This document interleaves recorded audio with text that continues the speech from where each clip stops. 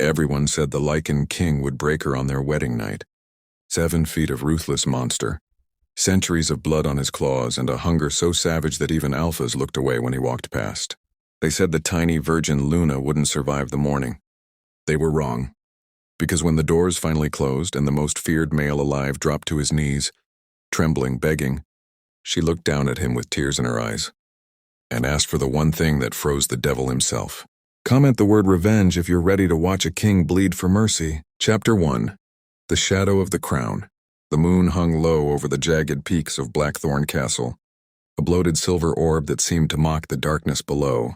Elara Thorn stood at the edge of the forest, her bare feet sinking into the damp earth, the scent of pine and rain heavy in the air.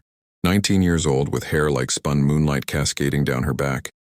She was the last whisper of the Silver Crescent Pack, a lineage of wolves who had once ruled the valleys with grace and unity.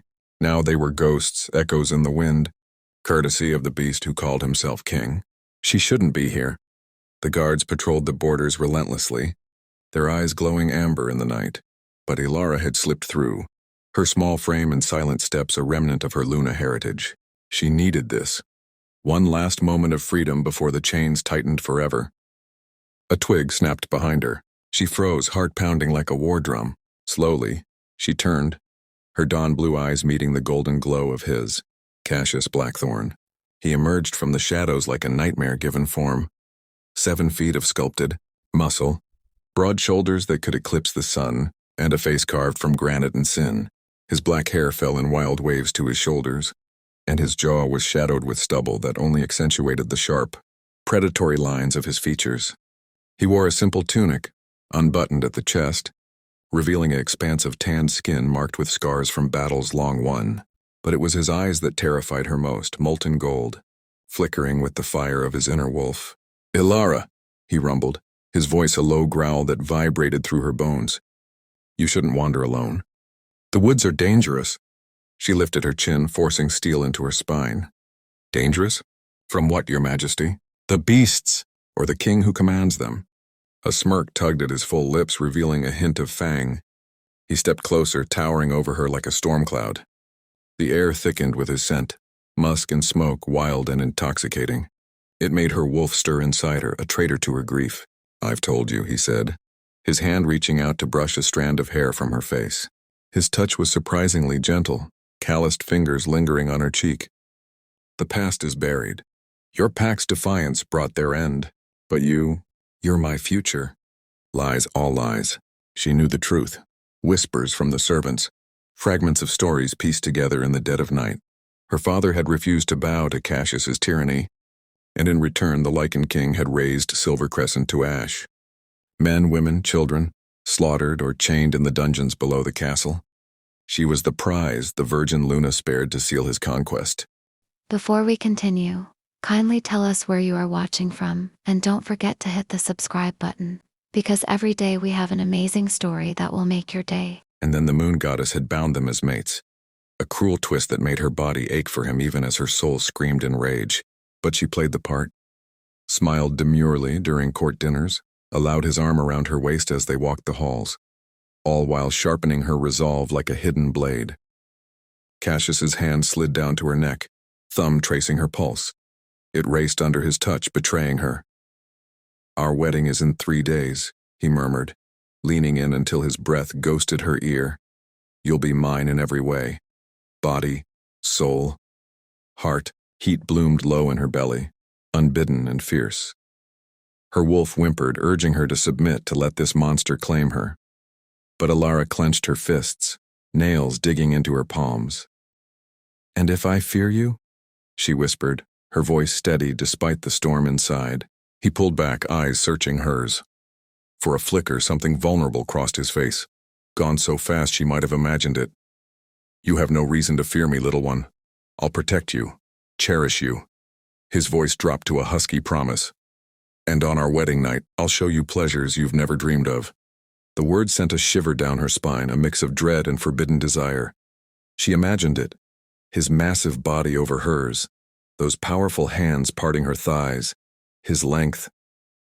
Gods, the rumors whispered of his size, monstrous and unrelenting. 12 inches of veined heat that could ruin a woman. But he promised gentleness? From the king who erased bloodlines? She stepped back, breaking his touch. I should return to my chambers. Cassius nodded, but his eyes darkened with hunger. As she turned, he caught her wrist, pulling her against him in one fluid motion. Her breasts pressed to his chest, the hard planes of his body igniting sparks through her thin gown. One kiss, he growled, to tide me over. Before she could protest, his mouth claimed hers. It was no gentle peck. His lips were demanding, tongue sweeping in to taste her, to conquer. She gasped, and he deepened it, one hand cupping her ass, lifting her slightly off the ground. Heat pooled between her legs, her body responding despite her mind's fury. His erection pressed against her belly, thick and insistent, a promise of what was to come. When he released her, she was breathless, cheeks flushed. "Good night, my queen," he said, voice rough with restraint. Ilara fled back to the castle, her lips tingling, her core aching. In her room, she collapsed onto the bed, tears streaming. How could she want him? This murderer, this liar. But the mate bond was a curse, weaving desire into her veins like poison. The next days blurred into a whirlwind of preparations. Gowns fitted, jewels selected, all under the watchful eyes of Cassius's court. Whispers followed her, pitying glances from those who knew her pack's fate, envious stares from she-wolves who craved the king's bed. On the eve of the wedding, Cassius summoned her to his chambers. The room was a cavern of luxury, silk sheets on a bed large enough for 10, walls adorned with trophies from his conquests. He lounged on a throne-like chair, shirtless, his sculpted abs glistening in the firelight. "Come here," he commanded softly. She approached, heart hammering.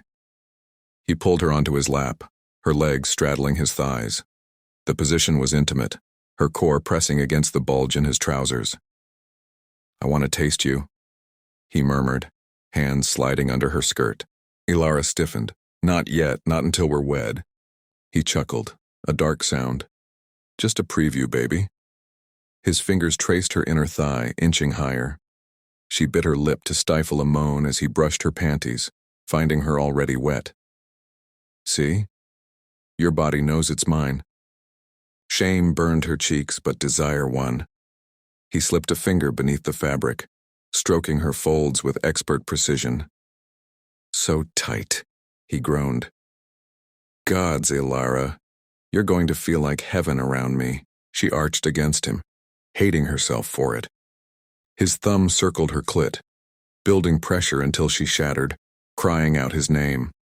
He held her through it, kissing her neck, fangs grazing her skin. "Tomorrow," he whispered, "I'll claim you fully. Keep those legs wide for me, love. I'll be gentle. At first."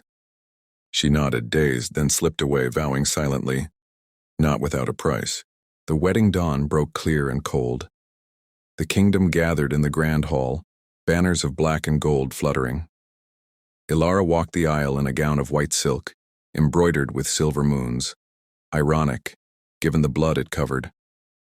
Cassius waited at the altar, resplendent in royal regalia, his eyes devouring her. Vows were exchanged, rings slipped on fingers. The kiss sealed it, possessive, branding her as his. Night fell. The doors to their bridal suite closed with a finality that echoed in her soul. Candles cast flickering shadows. Cassius shed his shirt, revealing the full glory of his body, rippling muscles, a trail of dark hair leading down to the massive tent in his trousers. He approached, eyes glowing, but then he knelt, pressing his forehead to her thigh. "Ilara, baby, just keep it wide for me. I swear I'll be gentle tonight. I'll be so gentle. Please don't be scared of me." His hands trembled as they parted her legs. Tears welled in her eyes. "Before you take me," she whispered, "grant me one thing." "Anything," he rasped. "Free my people, the ones you keep in the dungeons, the children you orphaned, the survivors of Silver Crescent. Let them go home, and I'll open myself to you. All the way." He froze. The monster turned to stone. Chapter 2, Whispers in the Dark. He froze. The monster turned to stone. Cassius's golden eyes widened, the glow dimming as if the fire within him had been doused by her words. his hand still resting on her thighs, went slack. Fingers that had moments ago trembled with anticipation, now rigid with shock. The air in the bridal suite thickened, heavy with the weight of unspoken horrors from the past. Ilara held his gaze, her heart thundering in her chest. But she refused to look away. This was the moment she had sharpened her grief for, the blade of truth, finally unsheathed. Free them? His voice cracked, a whisper laced with disbelief. The Lycan King, who had commanded armies and crushed rebellions without a second thought, sounded like a man unraveling. Ilara, you don't understand. Those survivors, they're not just prisoners. They're remnants of a war that nearly destroyed everything. Your father's defiance sparked a fire that consumed packs across the lands. If I release them... She leaned forward, her small hands framing his face, forcing him to meet her eyes. Tears shimmered in hers, not from fear, but from the raw ache of loss that had festered for years. I understand more than you know, she said softly, her voice steady despite the storm raging inside. You took everything from me. My family, my home, my innocence in believing the world could be kind. But the moon goddess bound us. And I've played your game, smiled through the lies, nodded at your stories. Now on this night, when you ask me to open myself to you, this is my price. Their freedom for my surrender. Cassius's breath hitched, his massive frame shuddering as if struck. For centuries he had been unbreakable, a force of nature wrapped in cruelty and power. Betrayals had hardened him, turning his heart to iron. But here, on his knees before this slip of a girl, his mate, his undoing, he felt the first cracks form. Guilt, long buried under layers of justification and rage, clawed its way to the surface. He remembered the night he had raised Silver Crescent, the screams, the blood, the way the moon had watched him passively as he erased a legacy. He had told himself it was necessary, that weakness invited chaos. But looking into Ilara's eyes, seeing the dawnlight in them dimmed by pain he had caused, the lie crumbled. Why? He rasped, his forehead still pressed to her thigh, as if he couldn't bear to lift his head. Why not ask for my death? For revenge? I'd give you a kingdom, Jules, anything but this. Because death is easy, she replied, her fingers threading through his dark hair, a gesture that was equal parts tenderness and control. You've dealt it out like it's nothing. But mercy? That's what terrifies you. Freeing them means admitting you were wrong. It means facing the monster you've become. Her voice softened, laced with a spice of defiant emotion, a fierce, burning love for her people that made her words cut deeper than any claw. And if you can't, then you'll never truly have me. Not my body, not my heart. The silence stretched, broken only by the flicker of candles and the distant howl of wind through the castle walls. Cassius's mind raced, visions of his past flickering like shadows. Orphaned as a pup, raised in the brutal courts where trust was a weakness, he had built his empire on fear, convinced it was the only way to survive. But Ilara, she was light in his darkness, a mate who should have been his salvation. Instead, he had tainted her with his sins. The mate bond pulsed between them, a living thread of longing and pain, urging him to yield, to heal. Slowly, he raised his head, tears tracing silent paths down his chiseled cheeks, tears from a king who hadn't wept since his own childhood was stolen. You win, he whispered, the words tasting like ash and redemption. I'll free them. At dawn, the dungeons will open. They'll go home, rebuild, whatever's left. His voice broke on the last word, vulnerability cracking through his armor. For the first time, Ilara saw not the nightmare, but the man beneath, scarred, lonely, desperate for something real. Relief flooded her, hot and overwhelming, mingling with a confusing rush of affection. She had expected resistance, fury, perhaps even violence, but this broken king at her feet offering his soul on a platter, it spiced the air with an electric tension, a pull that made her pulse quicken. She slid off the bed, kneeling to his level, her hands cupping his face. Thank you, she murmured, her breath mingling with his. Their foreheads touched, the intimacy of the moment charged with unspoken promises. Cassius's arms wrapped around her waist, pulling her close, not in conquest but in need. You've humbled me, little one, he said, his voice rough with emotion. No one has ever dared, and lived. He searched her eyes, finding strength there that mirrored his own, yet purer, untainted by blood. The bond flared, a warm spice of connection that made her lean in, their lips brushing in a kiss that was soft, tentative, born of gratitude and fragile trust rather than hunger. But as the kiss deepened, a shadow crossed his features, He pulled back, his expression darkening with a new weight. "There's something you must know," he said, his grip tightening protectively. "Releasing them isn't without risk. There's a rival alpha, Lucian of the Shadow Fang pack. He's been circling my borders for years, waiting for a weakness. If I free your people, he might see it as an opening. He could use them against me, twist their freedom into a weapon." Alara's heart stuttered, the spice of victory turning bittersweet with fear. "What do you mean?" "They'd never—" "He preys on the broken," Cassius interrupted, his eyes hardening. "Promises them vengeance, power. I've heard whispers from my spies. If he gets to them first—" He trailed off, the implication hanging like a noose. She straightened, resolve hardening once more. "Then we face him together. But you promised, Cassius, Dawn." He nodded, pulling her into his embrace, the two of them kneeling on the floor amid the ruins of their wedding night illusions. The emotional storm raged on. Guilt, remorse, a budding love spiced with uncertainty. As the candles burned low, Alara wondered if this was the start of healing, or the prelude to greater war. Dawn came swiftly, the first rays piercing the heavy curtains like arrows. Cassius rose, dressing in simple robes that did little to hide his imposing form. Alara watched him, her body still humming from the night's emotional intensity.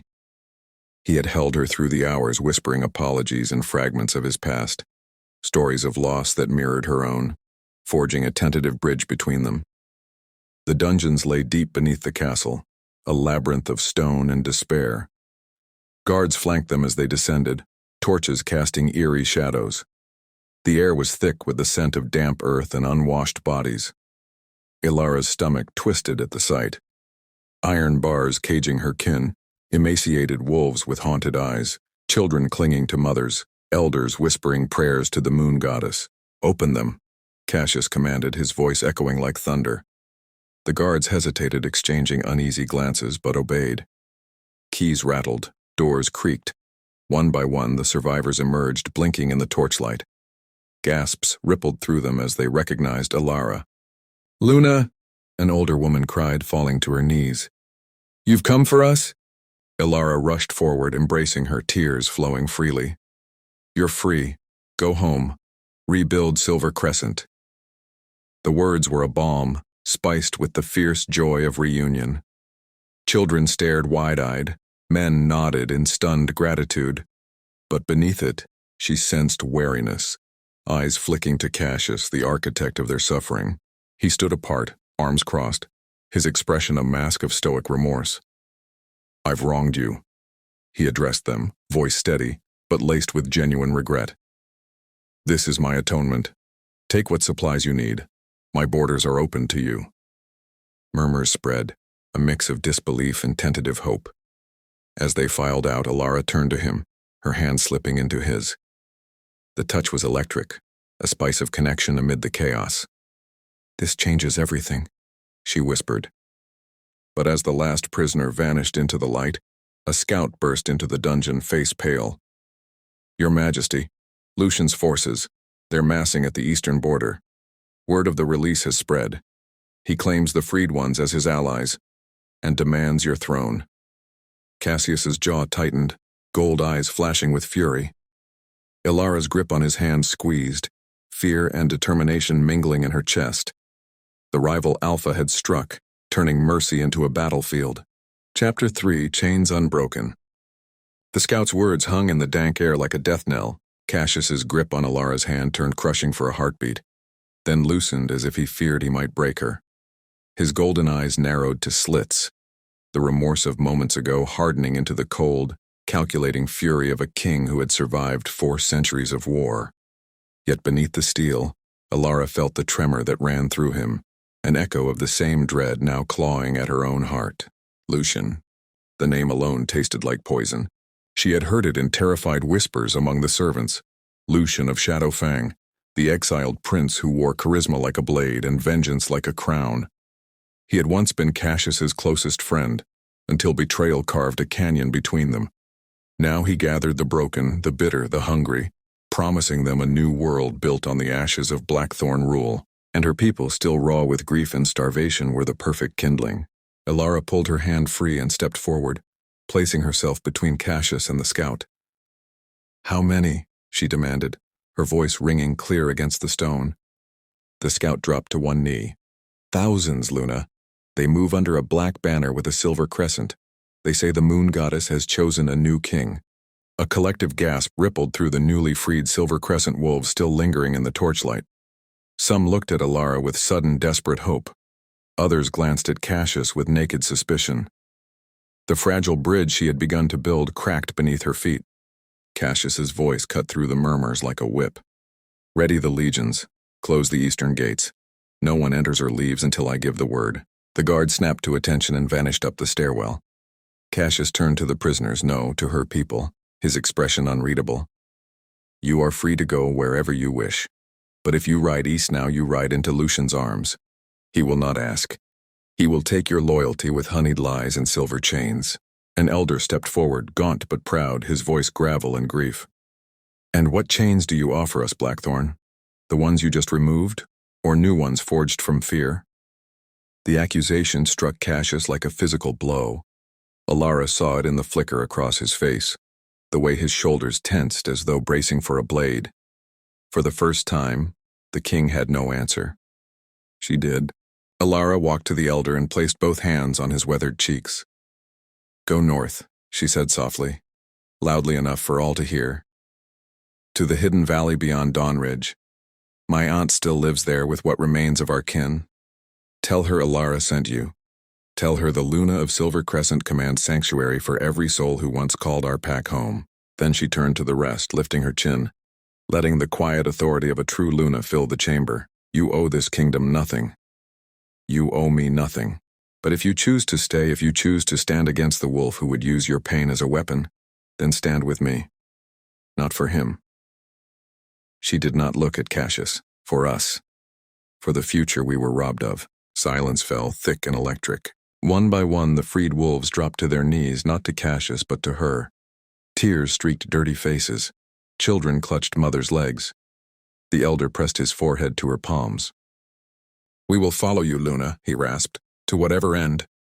The weight of their faith settled on her shoulders like molten iron, burning and unbreakable. When she finally turned back to Cassius, his gaze was fixed on her, something ancient and reverent blazing behind the gold.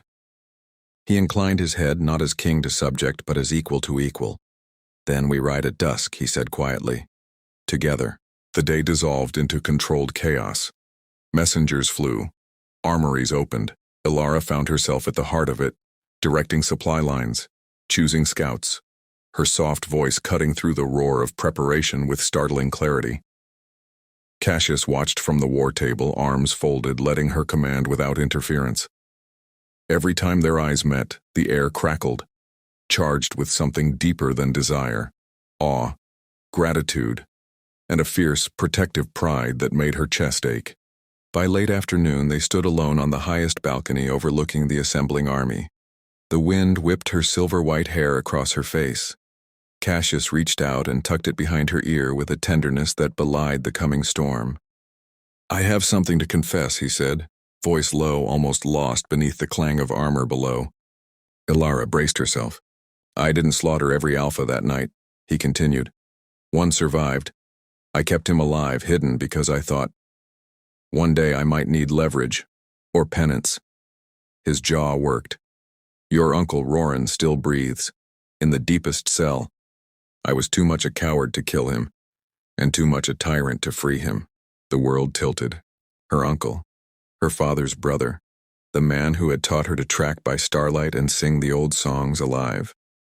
All these years she had mourned him, hated Cassius for taking him, and he had been rotting mere floors beneath her feet.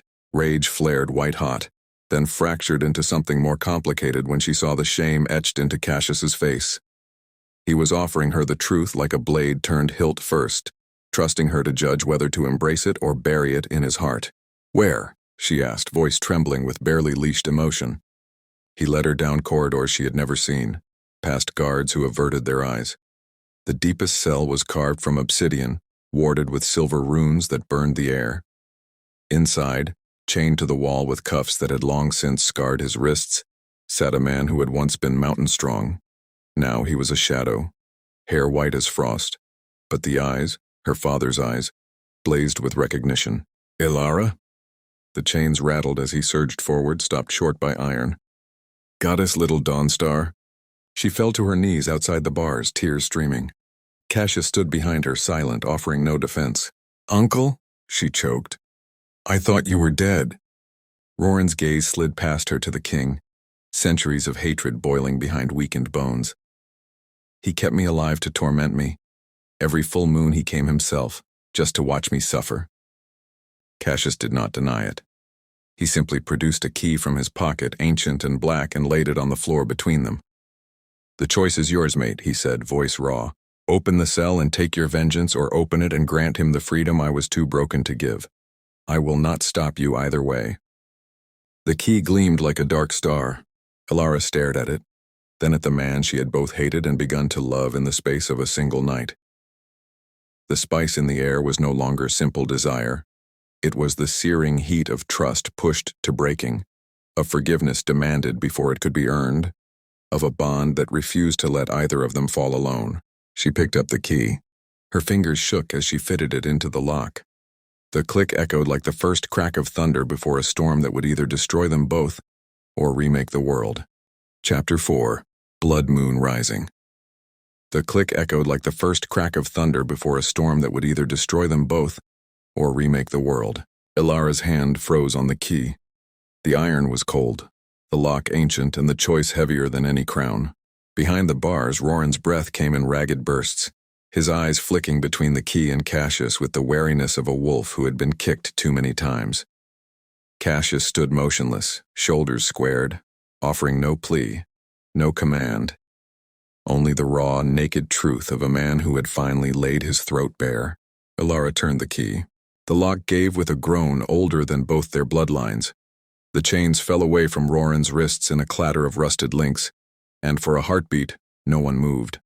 Then her uncle stumbled forward, falling to his knees before her, not in submission, but in disbelief. His scarred hands reached for her face as though she were a mirage that might vanish. Dawnstar, he rasped again, voice broken glass, you're real. She caught his wrists, steadying him, tears cutting clean lines through the grime on her cheeks. I'm here, and you're free. Only then did Roran look up at the king towering behind her. Centuries of hatred blazed in those silver eyes, but something else flickered beneath. Confusion, suspicion, the faintest tremor of hope he did not want to feel. Cassius met the stare without flinching. I have no right to ask forgiveness, he said, every word carved out of stone and blood. I kept you alive because death was too merciful. I was wrong. Hate me if you must. Strike me down if you can.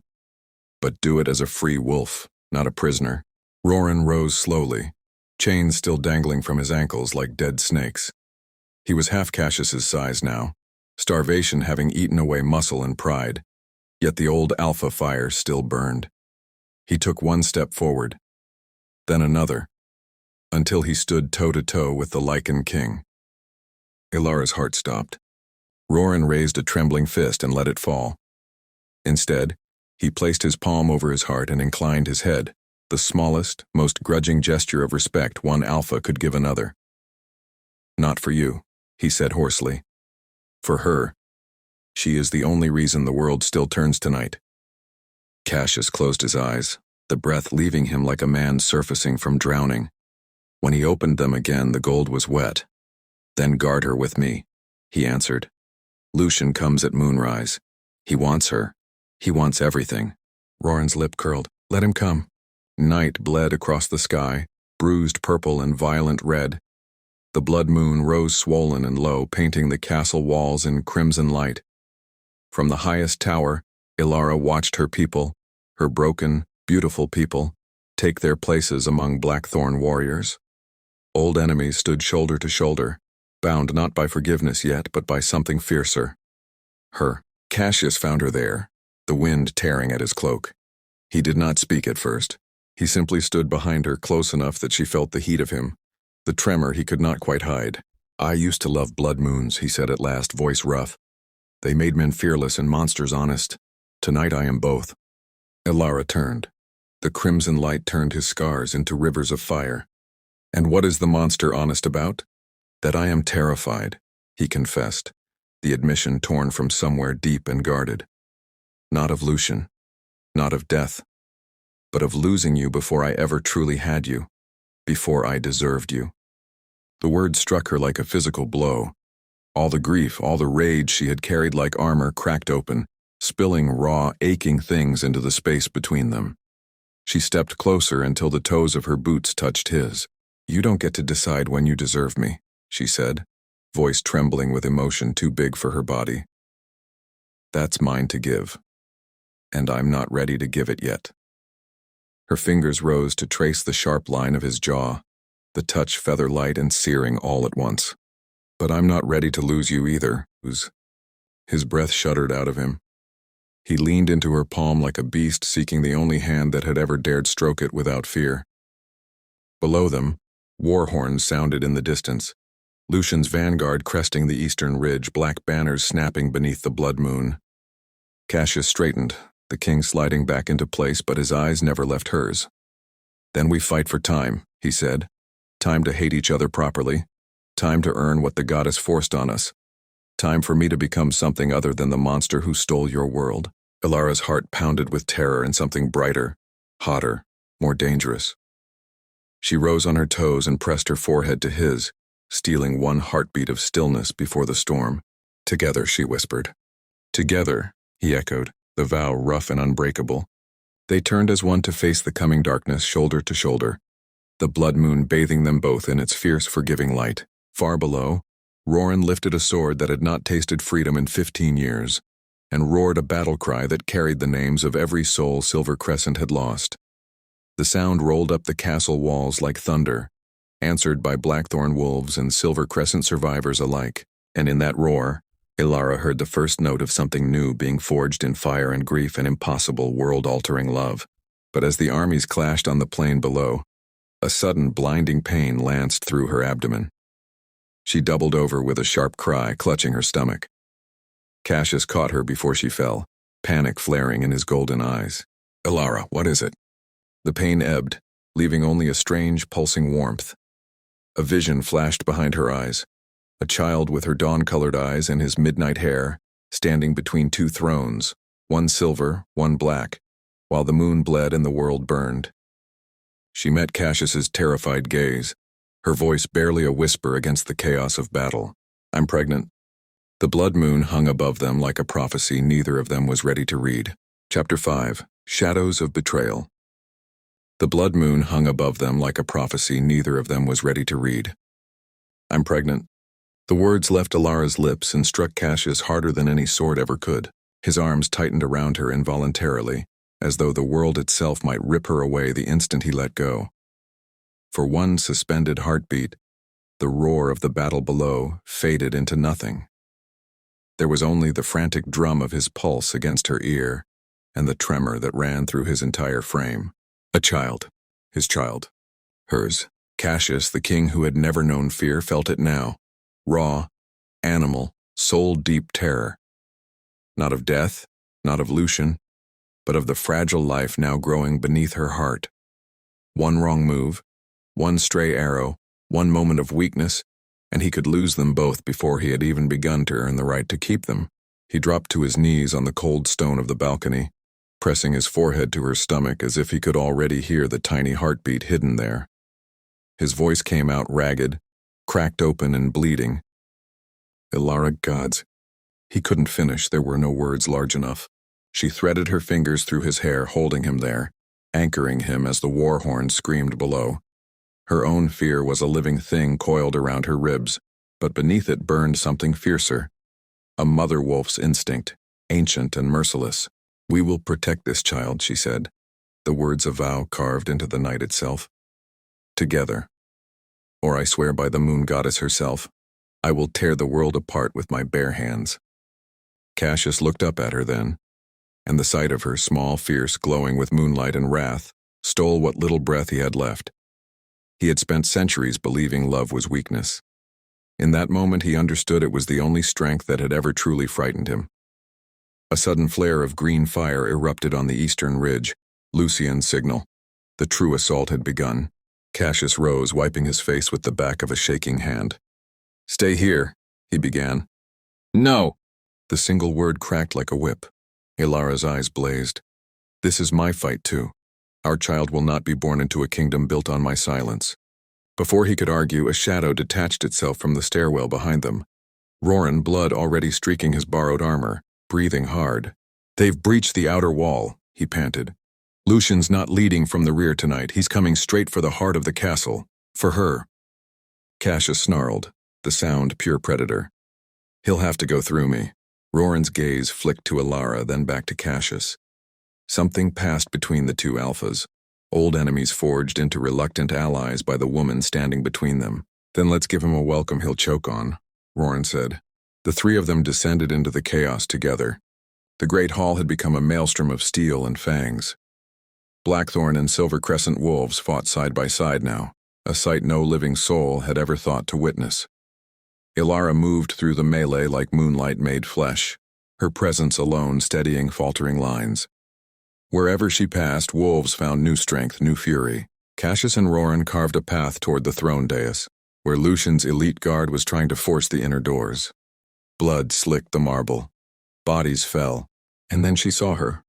Mita, her childhood friend, her pack sister, the girl who used to braid flowers into Ilara's hair under summer moons, was being dragged forward by two of Lucian's wolves.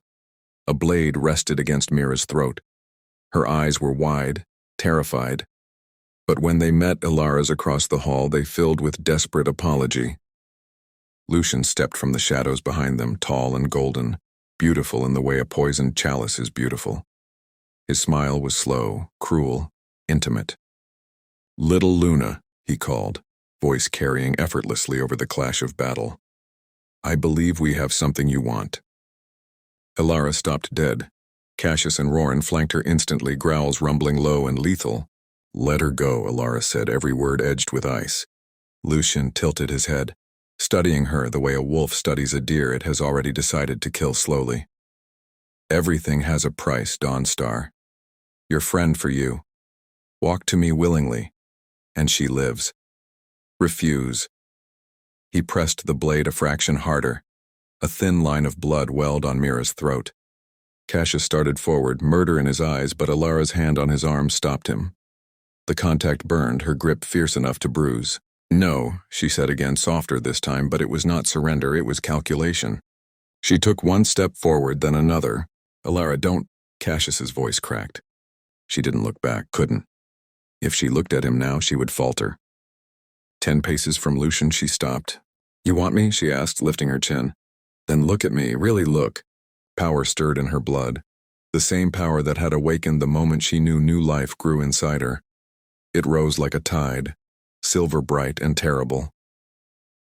The torches flared. Wolves on both sides staggered, overwhelmed by the sudden weight of Luna authority rolling off her in waves. Lucian's smirk faltered. I am not a prize to be bartered, Ilara said, and her voice carried the combined will of every ancestor Silver Crescent had ever mourned.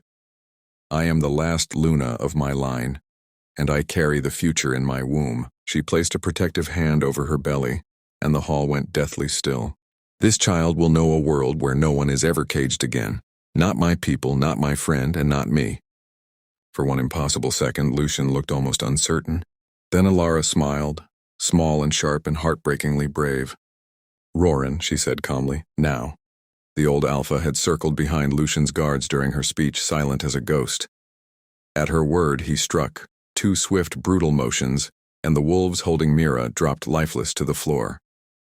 Roran yanked her behind him, shielding her with his body.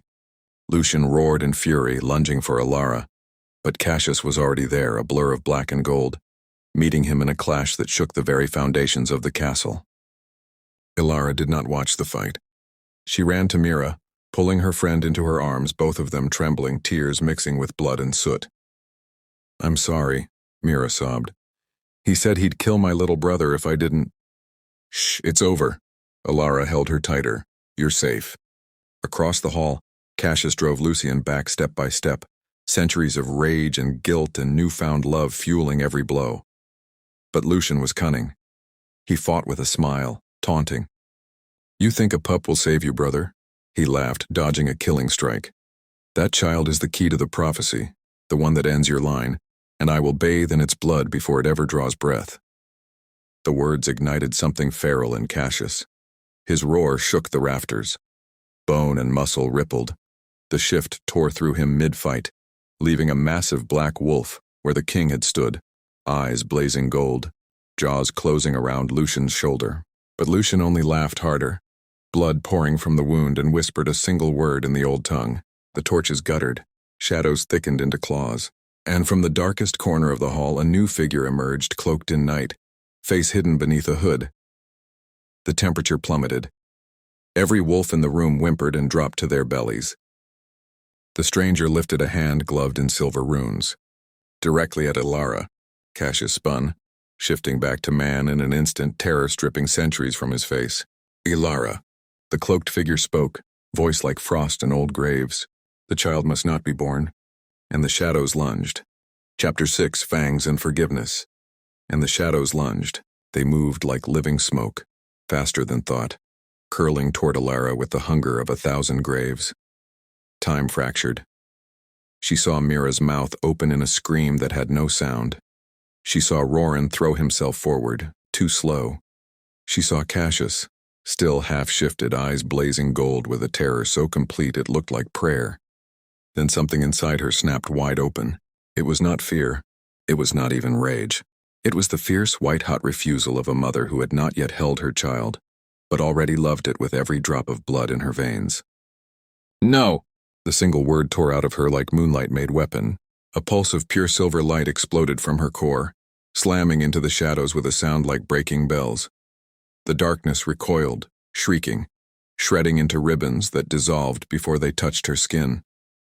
The cloaked figure staggered, hood falling back to reveal a woman, ancient, beautiful, terrible, her face twisted in shock and something that might have been fear. Cassius reached Ilara in the same heartbeat, wrapping her and Mira both in arms that trembled with leftover panic. His breath came in ragged bursts against her hair. "Ilara, breathe, breathe, little one." She was glowing. Actually glowing, soft dawn light pouring from her skin, from her eyes, from the hand still cradling the place where their child grew. The entire hall bathed in it, friend and foe alike frozen beneath the weight of raw Luna power older than any crown. The ancient woman recovered first. She straightened, silver runes flaring along her gloves. "So the prophecy awakens early," she hissed. "It matters not. The child will still die." Cassius snarled, stepping in front of Ilara, but the woman only smiled and vanished, dissolving into shadow that slithered between cracks in the stone and was gone. Silence crashed down. Then slowly every wolf in the hall, Blackthorn and Silver Crescent alike, lowered their heads to the floor. Not in submission to a king. In reverence to their Luna. Ilara swayed. The light dimmed, taking her strength with it. Cassius caught her before her knees buckled, lifting her against his chest as carefully as if she were spun glass. "I've got you," he whispered, voice cracking. "I've got you both." Mira clung to Roran, sobbing quietly. The old alpha's eyes, hard as winter iron, were wet as he stared at Ilara. "The moon goddess walks in you tonight, Dawnstar," he said hoarsely. "Your mother. She would be proud." Cassius carried her through the wreckage of the great hall, past kneeling warriors and smoldering banners, up winding stairs to the royal chambers. He did not set her down until the doors were bolted and guarded by Roran himself. Only then did the king allow himself to break. He sank to the floor beside the bed where he had laid her, pressing his face into the furs beside her hip, shoulders shaking with silent, violent sobs. Centuries of iron control shattered. "I almost lost you," he choked out. "I saw the shadows coming and I wasn't fast enough, again." Ilara's fingers found his hair, weak but steady. "You crossed a battlefield in a heartbeat," she murmured. "You were enough." He lifted his head, eyes red-rimmed, the most powerful creature alive reduced to pleading. "Tell me what to do. Tell me how to keep you safe. I'll burn kingdoms. I'll tear the stars down." "Stay," she said simply. "Just stay." So he stayed. Through the night he did not sleep. He sat beside her, one large hand spread protectively over her belly, feeling for the tiny life that had just saved them all. Every so often his thumb would stroke in slow, reverent circles, and his voice, low, broken, wondering, would fill the darkness. "I never knew I could be this afraid," he confessed once, barely audible. "Or this grateful." Ilara threaded her fingers through his. "I'm still angry at you," she whispered into the quiet. "I may always carry pieces of that anger, but I'm also—" She searched for the word, emotions too vast for language. "I'm bound to you in ways I never asked for, and tonight I chose it anyway." He pressed his lips to her knuckles, a tremor running through him. "Then let me spend the rest of my life earning the choice." Dawn painted the windows gold. Roran knocked once and entered, carrying a small wooden box. Inside lay a silver circlet, delicate, ancient, engraved with crescent moons and starlight. "It belonged to your mother," he said gruffly. "She wore it the day she became Luna. I kept it hidden all these years, thought I'd take it to my grave." His eyes flicked to Cassius, something almost like respect in them. Tonight the pack needs its true Luna crowned, not as his queen, as theirs. Ilara sat up slowly, exhaustion and power still thrumming under her skin. She met Cassius's gaze. He took the circlet from Roran with shaking hands and knelt again at her feet. "Will you wear it?" he asked, voice rough with everything he could not say. "Not for me. For them. For the child. For the world we still have to build." The weight of it settled on her brow like fate itself clicking into place. Outside the kingdom stirred, wounded, weary, but alive. Inside, a murderer king knelt before the woman whose family he had destroyed, offering her the only crown that had ever mattered. And Ilara, 19, grieving, glowing, terrifyingly brave, accepted it. But as the circlet touched her hair, a final icy whisper threaded through the room heard only by her. "The child will call the void, little Luna, and when it comes not even your light will be enough." Her fingers tightened on Cassius's. His eyes snapped to hers, sensing the shift. "What is it?" She drew a steadying breath and told him the truth that would haunt every step from this night forward. "There's someone else coming for our baby," she said. "Someone older than Lucian, older than you, and I think she was the one who sent the shadows." Cassius rose slowly, every inch the predator again, but the hand that cupped her cheek was gentle. "Then we'll be ready," he vowed, and the ferocity in his voice was no longer just for war. It was for love, for family, for the fragile, fierce future they would fight like hell to protect. Chapter 7, The Heat of the Hunt. "Then we'll be ready," he vowed, and the ferocity in his voice was no longer just for war. It was for love, for family, for the fragile, fierce future they would fight like hell to protect. The words still hung in the air when the first wave hit her. It began as a tremor low in her belly, a sudden bloom of warmth that had nothing to do with the child and everything to do with the moon outside the window. Ilara gasped, doubling forward, palms braced on the mattress. The silver circlet slipped from her hair and clattered to the stone floor. Cassius was at her side in an instant, panic flaring fresh in his eyes. "Ilara, it's not the baby," she managed, voice shaking. It's the heat." The word cracked between them like thunder. Luna heat. Every she-wolf felt it eventually. But for a true Luna, bound to the moon itself, it was legend. A wildfire that burned through blood and bone, stripping away reason, demanding union, demanding everything. And hers had chosen this night of all nights. Cassius's pupils blew wide, gold swallowed by black. His nostrils flared. The scent of her, jasmine and moonlight and raw, aching need, slammed into him like a physical force. His hands hovered over her shoulders, afraid to touch, afraid not to. "Ilara, look at me." His voice was gravel and desperation. "We can fight it. I can chain myself, I can leave the castle, I can—" "No." She lifted her head. Tears of effort stood in her eyes, but they were fierce, luminous. "I won't let it rule me. I won't let anything rule me ever again." She rose from the bed on unsteady legs, the gossamer nightgown clinging to skin now fever-hot. Every step toward the balcony doors was a battle, instinct howling at her to turn back, to crawl to him, to beg. Instead, she pushed the doors wide and let the cold night air slap her face. The moon was no longer bloody. It was full and merciless, pouring silver fire straight into her veins. Behind her, Cassius followed at a distance, fists clenched so tight blood dripped between his fingers. "Tell me what you need," he rasped. "Anything. I need to run," she said, voice trembling with power and terror and something ancient waking up. "I need the forest. I need to remember who I am when no one is watching." He understood instantly. Aluna's first true heat was sacred, dangerous, transformative. If she stayed within walls, the power would tear her apart, or tear the castle down around her. "Then we run," he said simply. Minutes later, the royal hunting party thundered from the gates.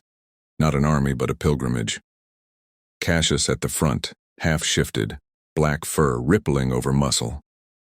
Ilara rode bareback on a silver mare, circlet replaced by a crown of moonlight itself, hair streaming like a comet.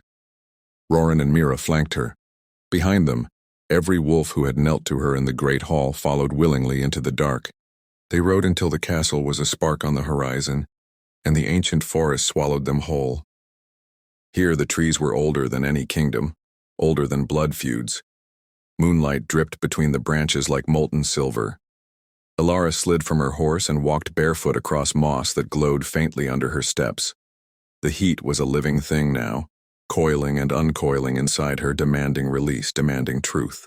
Cassius shifted fully to man as he approached, keeping 10 paces back, every muscle rigid with restraint. "I'll stay at the edge," he said hoarsely. "Guard you. Nothing more." She turned to him, and the sight of her stole his breath. Eyes luminous, skin radiant, power crackling in the air like static before lightning. The girl he had carried from battle was gone. In her place stood something divine and terrifying. "You don't understand," she said, voice layered with echoes not entirely her own. "This isn't about mating. It's about claiming, about choosing." She lifted one hand, palm up. The forest went still. Every wolf in the clearing dropped to their bellies. "I choose myself first," she said, and the words rang like bells across the clearing. "I choose my people, my child, my pain, my power." Her gaze found Cassius across the moonlit space, fierce and trembling and heartbreakingly tender. "And I choose you, Cassius Blackthorn. Not because the goddess forced it, not because you kneel, but because tonight I saw you break open and still stand up to shield me. That is the mate I claim." The heat surged so violently she staggered. Cassius crossed the distance in 3 strides, catching her before she fell, arms iron bands around her waist. She buried her face in his neck, breathing him in, storm and pine and remorse and devotion, and the contact alone sent silver fire racing across both their skins. "I will never be gentle enough for what you deserve," he whispered against her temple, voice shaking. "But I will spend every breath trying." She laughed once, a broken, brilliant sound. "I don't want gentle tonight, I want true." Around them, the pack began to sing. Low, haunting howls that rose and fell like ocean waves. An ancient song of binding, of Luna and Lycan, of forgiveness earned in fire. Hours blurred. Ilara ran until her lungs burned and her power finally crested, spilling out of her in waves of light that lit the forest floor like dawn. Cassius ran beside her, not chasing, not claiming, simply matching her stride for stride, a shadow that refused to let the light fall alone. When the moon began its descent, the heat finally ebbed, leaving her trembling and luminous in its wake. Cassius caught her as she sank to her knees in a clearing ringed with starlit flowers that had not bloomed in 1,000 years. She looked up at him, exhausted, radiant, utterly unafraid. "I'm still me," she said, wonder in her voice. "You were always more," he answered. And for the first time in 4 centuries, the Lycan King smiled like a man who had been handed salvation he never thought to ask for. Roran approached through the trees, carrying the fallen circlet. He knelt and offered it, not to Cassius but to her. "The pack felt it," he said quietly. "Every wolf for 100 miles felt their Luna rise tonight. Lucian's forces are scattering. They say the shadows themselves fled from your light." Ilara took the circlet but did not put it on. Instead, she rose and walked to Cassius. With steady hands, she placed it on his head instead. "You wear it tonight," she said softly, "because a true king kneels to his queen, not the other way around." His eyes filled. He started to sink to his knees again, but she caught his face, forcing him to stay standing. Together, she reminded him. Together, he echoed, voice raw. They stood like that, foreheads touching, breathing the same air while the pack howled their triumph to the fading moon. But as the first hint of dawn touched the horizon, a sudden searing pain lanced through Alara's palm. She gasped, pulling back. In the center of her hand, a black mark bloomed, 3 interlocking circles laced with thorns. Cassius stared at it in horror. The void mark, he whispered. The Ancient One spoke of it. It appears when the child is acknowledged by the old powers. Alara closed her fist around the mark, meeting his eyes with steel and terror and unbreakable resolve. Then we don't have until the next moon, she said. We have until this mark finishes burning. Cassius pulled her close, pressing his lips to the mark as if he could shield it with devotion alone. Let it come, he growled against her skin. We'll be waiting. In the distance, something vast and starless stirred, and the forest itself seemed to hold its breath. Chapter 8, Crown of Thorns.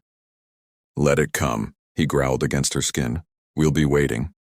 In the distance, something vast and starless stirred, and the forest itself seemed to hold its breath. The mark on Alara's palm throbbed like a second heartbeat, black thorns curling deeper into her flesh with every pulse. Dawn bled across the sky, but the light felt thin, as though the sun itself were afraid to rise fully. Cassius carried her back to the castle in silence, cradling her against his chest as if the world might try to steal her the moment he set her down. The pack followed at a distance, their howls muted now, reverent and wary. No one spoke of what they had witnessed in the forest. No one needed to. The air itself carried the memory of silver fire and unbreakable vows. When they reached the outer courtyard, the rebellion was already waiting. They came not with swords drawn, but with lowered heads and bended knees. Hundreds of them. Silver Crescent survivors who had left at dawn. Blackthorn nobles who had once whispered that a human-blooded Luna could never rule. Border packs who had watched from afar and chosen caution over allegiance. They filled the courtyard like a tide of regret. Banners lowered, weapons stacked in silent surrender. At their front stood an elder Alara recognized. Kale, the grizzled alpha who had once sworn to see Cassius's head on a pike for what he did to her pack. Now Kale's eyes were red-rimmed, his proud shoulders bowed. He dropped to both knees, fists pressed to the flagstones. We felt it, he said, voice cracking. Every wolf in the realm felt our Luna rise last night. We felt the old power wake. He looked up, tears cutting tracks through the dust on his face. We were wrong to doubt. Wrong to leave. Wrong to let old blood blind us. One by one, the others followed until the entire courtyard knelt beneath the weak morning light. A sea of bowed heads, offered throats, and trembling hope. Cassius halted at the top of the steps, still holding Alara as though she were the only real thing left in the world. His arms tightened reflexively. Alara touched his cheek, gentle but firm. Put me down. He obeyed, though every muscle screamed refusal. She walked forward alone, barefoot on cold stone, the thorn mark blazing black against her pale skin. When she reached the edge of the steps, she did not speak like a queen giving orders. She spoke like a woman who had bled and forgiven and chosen anyway. Stand up, she said softly. They hesitated. Stand up, she repeated, voice gaining strength. Because I will not rule over anyone on their knees. Not ever again. Slowly, reverently they rose. Kale's gaze fell to the mark on her hand and widened in horror. The Void brand, he whispered. It's already begun. Alara lifted her hand so all could see the spreading thorns. Yes, something older than all of us is coming for my child. For every child. For every future we have bled to protect. She let the silence stretch, heavy and electric. I will not ask you to fight for me. I will not ask you to fight for him. She glanced back at Cassius, love and steel intertwined in her eyes. I ask you to fight for the right to choose tomorrow. For every pup who will never know cages. For every scar that does not have to become a legacy. She stepped closer, voice dropping to a fierce whisper that somehow carried to the farthest ranks. I am terrified, she confessed, and the raw honesty of it cracked hearts open. I am 19 years old and I carry a miracle and a curse in the same breath. But I am done being afraid alone. Cassius moved to her side, shoulder to shoulder, the thorn-marked hand clasped tightly in his. I have worn many crowns, he said, voice rough with centuries of regret and brand new hope. Crowns of bone and blood and fear. Today, I lay them all down. He reached up and removed the ancient war crown from his own head, heavy iron and black diamonds forged in the fires of conquest, and set it on the stones at Alara's feet. Then he took the silver circlet she had placed on him in the forest and held it up for all to see. "This is the only crown I will ever wear again," he declared. "The one my Luna gave me when I was nothing but a monster on my knees." He turned to her, eyes blazing, and lowered his head. "Crown me, mate," he said, loud enough for the entire kingdom to hear.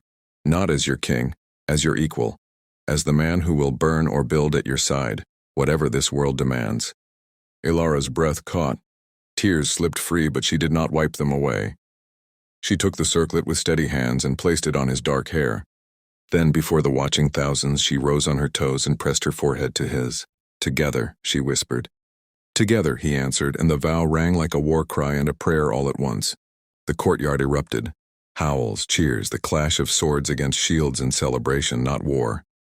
Wolves shifted and sang to the sky. Children were lifted onto shoulders. Old enemies embraced. But in the middle of the joy, the thorn mark flared white-hot. Ilara cried out, dropping to one knee. Cassius caught her, panic flashing across his face as the black thorns raced up her wrist like living ink. "No," he snarled at the sky itself, "not yet." A crack split the air, deep and terrible, as though the world had been struck by an invisible hammer. The cobblestones beneath their feet fractured in a perfect circle around them. From the fissures rose a cold, starless wind that smelled of endings. Every wolf in the courtyard fell silent. High above, the sun dimmed, as if a hand had been placed over it. Ilara looked up through the pane, eyes luminous with fury and love and unbreakable will. "She's coming," she said, voice steady despite the agony. "The Ancient One. She's not waiting for the child to be born." Cassius pulled her close, shielding her with his body as the wind howled louder. "Then neither will we," he growled. He turned to the gathered packs, thousands strong, united for the first time in living memory, and raised their joined hands high. "This is our kingdom now," he roared, "and we will defend it to the last breath." The answering howl shook the mountains, but as the sound faded, Ilara's knees buckled completely. The thorn mark had reached her elbow, black veins pulsing beneath her skin. Cassius caught her before she hit the ground, cradling her against his chest, terror and devotion warring in his eyes. "Stay with me," he begged, voice breaking. "Stay with me, Ilara." Her fingers found his cheek, weak but fierce. "I'm not going anywhere," she whispered. "But Cassius, I think I'm shifting for the first time, and I don't know if I can control it." The wind screamed. The sky darkened to bruise purple, and deep inside her something vast and silver and furious began to wake. Shadows exploded outward, a tidal wave of nothing. Cassius shifted mid-roar. Black wolf meeting darkness with darkness, buying seconds with blood and bone. Ilara tried to rise, to fight beside him, but the thorn mark burned colder now, freezing her from the inside. Her legs would not obey. Panic clawed at her throat. She was Luna. She was mother. She was supposed to protect, and she was failing. Cassius flew through the air, slammed into the courtyard wall hard enough to crack stone. Blood poured from a dozen wounds. He staggered up, snarling, ready to charge again. The Ancient One raised one hand. Ilara felt the bond stretch, thin, begin to tear. Something inside her shattered, not from pain but from refusal. She remembered every tear she had swallowed the night he begged on their wedding night. She remembered the way he had wept when he freed her people. She remembered the circlet he had accepted only from her hands. She remembered the child growing beneath her heart that had already saved them once. Love is not gentle. Love is not safe. Love is the blade that cuts the hand that wields it. And she loved him enough to break the world to keep him breathing. A sound left her throat, not a howl, but a scream of pure, furious devotion. The silver light came back, brighter than the eclipse, brighter than the sun had ever been. It poured from her eyes, her mouth, the thorn mark itself. The black veins ignited, burning gold. The Ancient One staggered as though struck. Ilara rose on shaking legs, fur blazing, and took one step forward, then another. The bond between her and Cassius snapped taut, no longer a thread but a rope of fire. She felt his pain, his fear, his refusal to let her fight alone. She took it all and braided it with her own. Together they turned on the darkness, not with claws, not with fangs, with the simple, impossible truth that some things are worth burning for. The Ancient One hissed and raised both hands. Shadows coiled into spears of night. Ilara did not stop walking. 10 paces. 5. 1. She pressed her forehead to the obsidian mask, silver fire meeting starless void. You will not touch my family, she said, and her voice was 1,000 voices. Every Luna who had ever lived, every mother who had ever stood between her child and the dark. The mask cracked. For one eternal heartbeat, the eclipse wavered. Then the Ancient One did the last thing anyone expected. She stepped back. Not in defeat, in recognition. The child will be born beneath 2 crowns, the creature whispered, voice softer now, almost wondering. And the door will open, but perhaps the light that walks through it will not be the end. She dissolved into smoke that the wind carried away like ash. The eclipse ended as suddenly as it had begun. Sunlight flooded the courtyard, warm and ordinary and miraculous. Ilara collapsed. Cassius caught her mid-fall, shifting back to man, cradling her wolf form as the silver fur melted away and she became human again, small and pale and shaking in his arms. The thorn mark was gone. In its place on both their left palms bloomed a perfect silver crescent laced with gold. They stared at the matching marks, then at each other. Cassius's voice broke on her name. Ilara reached up, fingers brushing the blood on his cheek, the tears on his lashes. I'm still here, she whispered. He pressed his forehead to hers, shaking so hard the ground seemed to tremble with him. Never do that again, he choked out. Never leave me behind. I didn't, she said, fierce and tender and utterly spent. I took you with me. Around them the kingdom exhaled. Wolves rose slowly, staring at their king and Luna holding each other in the ruins of a battle that had been won with nothing but love sharp enough to cut the dark. But far away in a place where no light had ever reached, something older than the Ancient One opened its eyes. Chapter 10, War of Wolves, and smiled.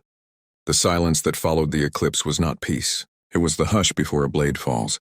Cassius carried Ilara through the cheering crowds as though they did not exist. His arms shook. Blood still dripped from wounds that should have killed a lesser wolf. Every step was a silent vow. I will not drop her. I will not break. Not while she breathes.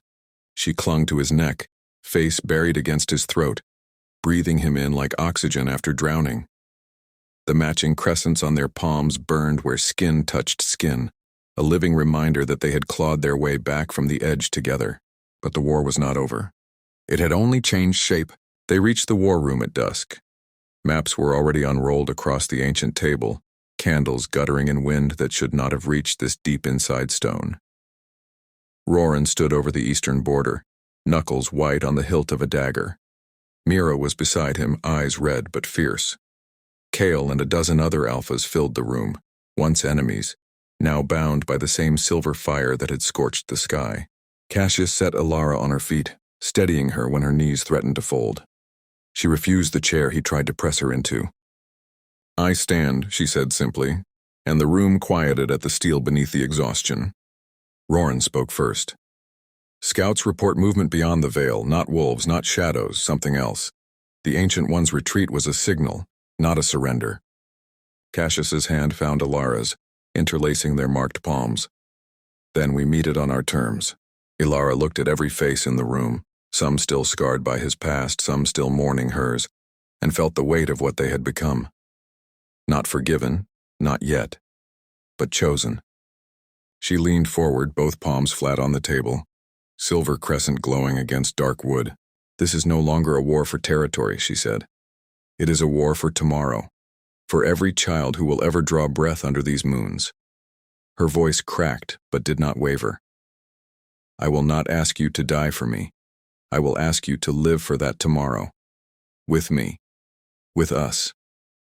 A ripple went through the room. Old hatreds, fresh grief, newborn loyalty. They all bent toward her like iron filings to a lodestone. Cassius watched her with something close to reverence and something closer to terror, because he knew what came next. Night fell hard and sudden, as though the sky itself had been wounded. The war tent was pitched on the ridge above the veil, a no-man's land of cracked earth and dead trees where nothing had grown since the first Lycans spilled blood into the soil. Inside, only 3 souls remained, Cassius, Ilara, and the child still hidden between them. Outside, the combined packs waited, thousands strong, banners of black and silver flying side by side for the first time in history. Inside, Cassius knelt and pressed his forehead to Ilara's belly. I should be out there, he said, voice raw, leading them. You will, she answered, threading fingers through his hair. But first you lead here. He looked up, eyes wet and fierce. If tomorrow takes one of us, it will take neither. She cut in, fierce enough to make the candles flare. Because I have decided we do not end tonight. He laughed once, broken and beautiful. You decided just like that? Just like that, she echoed and cupped his face. I decided the night you begged on our wedding floor. I decided when you freed my people. I decided when you wore my circlet like it was the only crown you ever wanted. I have been deciding us into existence every day since, Cassius Blackthorn. Tonight is no different. The bond between them blazed, twin crescents burning gold. He rose slowly, pressing his marked palm to hers. Then let's go right tomorrow in their blood, he said. They stepped out of the tent together. The army parted like water before Moses. Every wolf dropped to one knee as their king and Luna passed, not in fear, but in recognition of something greater than crowns. At the edge of the veil, the ground split open. Not metaphor. Literal. A chasm yawned wide, exhaling frost and starless dark. From its depths rose shapes that had no name. Angles wrong, mouths where eyes should be, hunger older than moons. The front line faltered. Elara stepped forward alone. She was small against the abyss, nightgown whipping in the freezing wind, hair a banner of moonlight. But she raised both hands, crescents blazing, and spoke with the voice that had once shattered an eclipse. You came for my child, she said, and the chasm trembled. You will meet its parents first. Cassius moved to her side, half-shifted, black wolf and man braided together in fury and grace. Side by side they stood, shoulder to shoulder, palm to palm. Behind them, the greatest army the wolf world had ever seen rose as one and howled. The sound was not rage, it was love-made weapon. They charged. The battle that followed had no songs yet written for it. Light and shadow clashed in earnest. Blood fell like rain. Wolves fought with tooth and claw and the kind of courage that only comes when there is literally nothing left to lose and everything to protect. Cassius fought at the front, a storm of black fury, every kill a promise kept to the woman at his side. Elara fought with light itself, silver fire pouring from her hands, her voice, her very breath.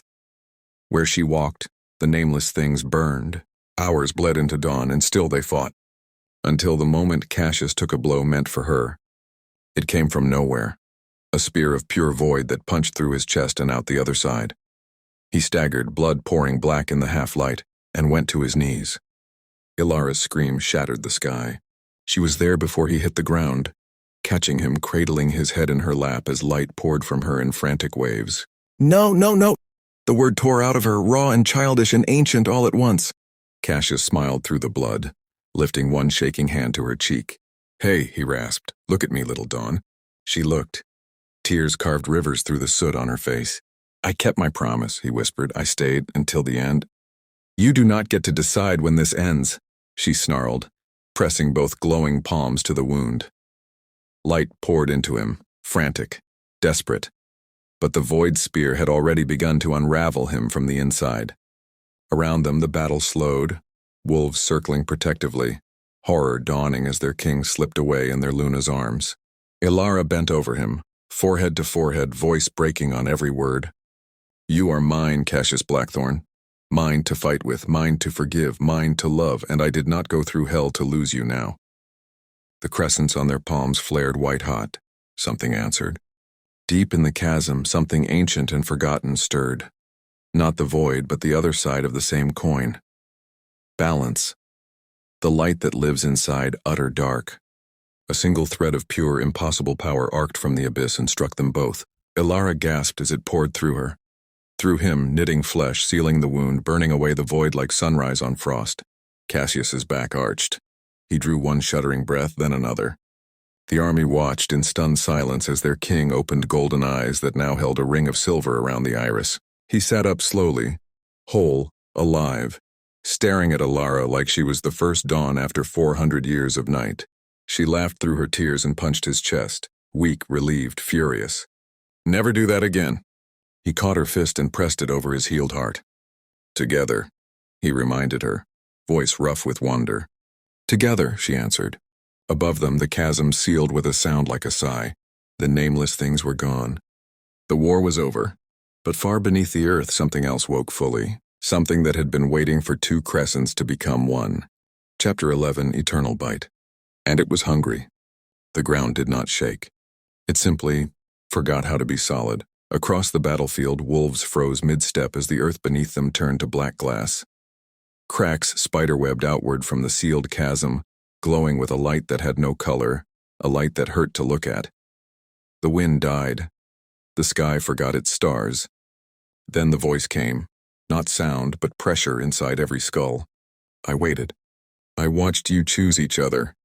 Now I will taste what you have forged. Cassius and Alara were already moving. He pulled her to her feet, their marked palms locked so tightly that blood from his healed wounds mingled with hers. The twin crescents blazed, one silver, one gold, until they became a single circle of molten white. Every wolf on the ridge felt it, the moment their king and Luna stopped being two people and became one will. Cassius's voice rang out, calm and terrible. Fall back to the ridgeline, protect the young and the wounded, this ends here. No one argued. Thousands obeyed without question, forming a living shield behind their rulers. Alara stepped forward until her toes touched the edge of the black glass. The child inside her kicked, hard, urgent, as if it already understood. I know what you are, she called into the void light. Her voice did not tremble. You are the price of every war ever fought in our name. You are the shadow cast by every crown. You are the hunger that waits when love thinks it has won. Silence answered. Then the earth split again, this time straight upward. A shape rose from the wound in the world. Neither wolf nor woman nor god, but something that had worn all those skins and discarded them. It towered above the ridge, faceless, starless, ancient beyond grief. It opened what might have been a mouth. Give me the child and the rest may live, Cassius snarled, stepping half in front of her. Over my dead body. The thing tilted its head, almost amused. That can be arranged.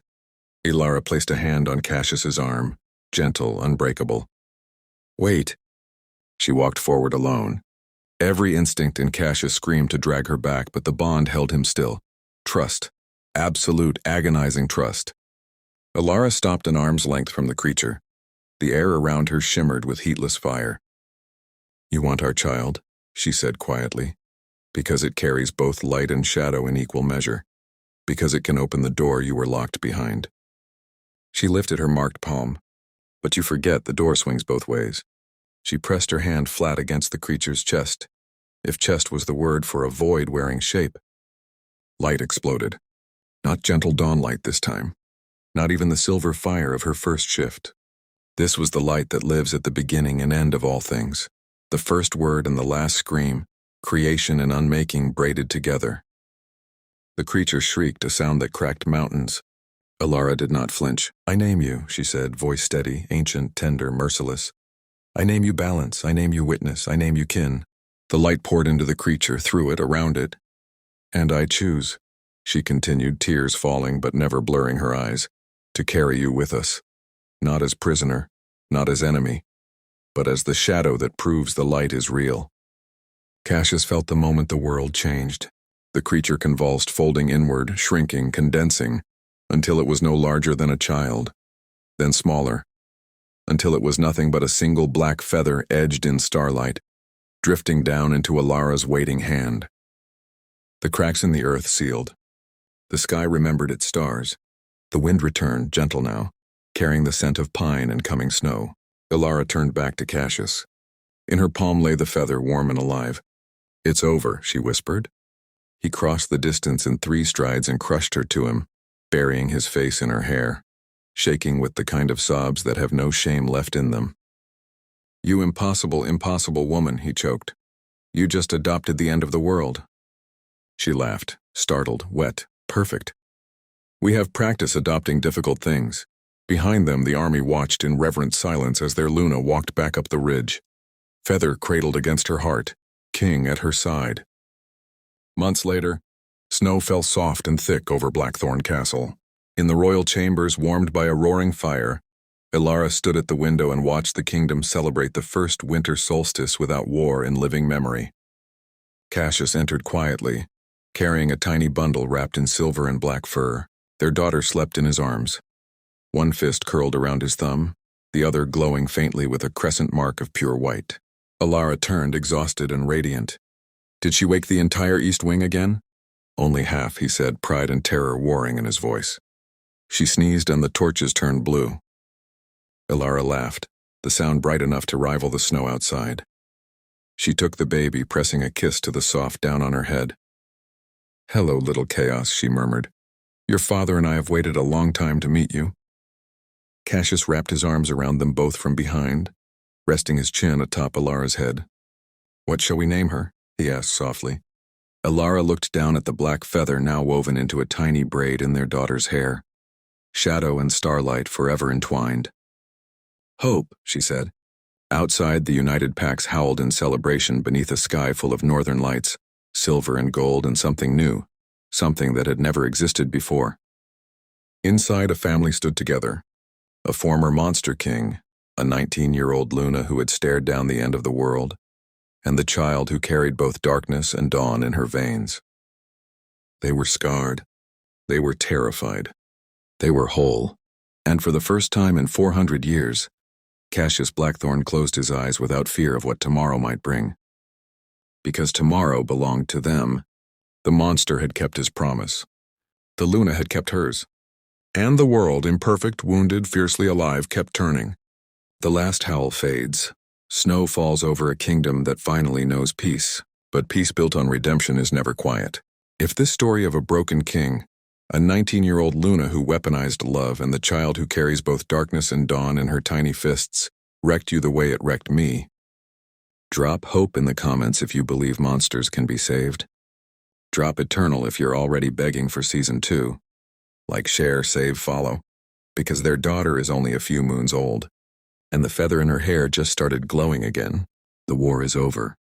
The real story is just beginning. See you under the next moon.